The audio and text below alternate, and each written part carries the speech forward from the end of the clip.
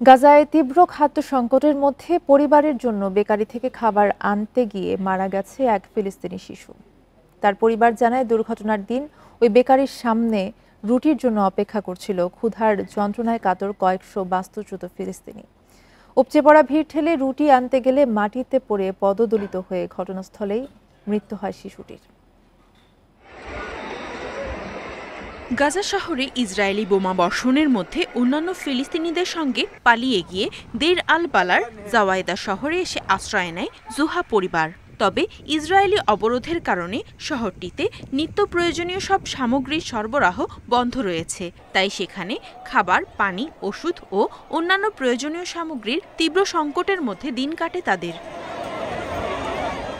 এ অবস্থায় কয়েক কিলোমিটার দূরের একটি বেকারির সামনে প্রতিদিন ভিড়ের মধ্যে দীর্ঘ সময় ধরে অপেক্ষা করে খাবার ও পানি সংগ্রহ করত আহমেদ জুহা, কারিমা জুহা এবং তাদের ১১ বছরের মেয়ে জেইনা জুহা।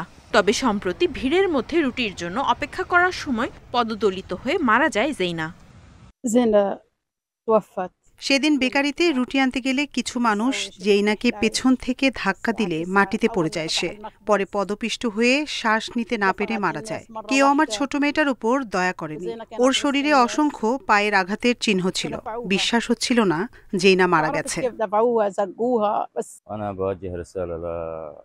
আমাদের সন্তানদের সঙ্গে যা হচ্ছে তা বিশ্ববাসীর জন্য লজ্জার বিষয়। খাবার আনতে যেয়ে শহীদ হয়েছে আমার মেয়ে। আমি চাই না পৃথিবীতে আর কোনো সন্তানের এমন কষ্টে মৃত্যু হোক। বিশ্ব নেতাদের কাছে আবেদন জানাচ্ছি, তারা যেন ফিলিস্তিনিদের প্রতি দয়া দেখায়।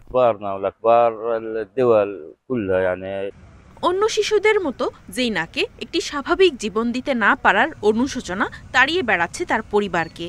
খেলার বয়সে খাবার পানির জন্য মধ্যরাত থেকে দিনভর লাইনে দাঁড়িয়ে অপেক্ষা করত শিশুটি। যুদ্ধের কারণে ভয়াবহ শৈশব কাটাচ্ছে গাজার শিশুরা। খেলার সুযোগ থেকে বঞ্চিত হচ্ছে তারা। তীব্র শীত, অনাহারে দিন পার করতে হচ্ছে তাদের। তার উপর সারাক্ষণ ইসরায়েলি বিমান হামলা ও গোলাগুলির শব্দের আতঙ্কে থাকতে হচ্ছে তাদের। এই অবস্থায় মানসিকভাবে ক্লান্ত ও বিধ্বস্ত হয়ে পড়ছে তারা।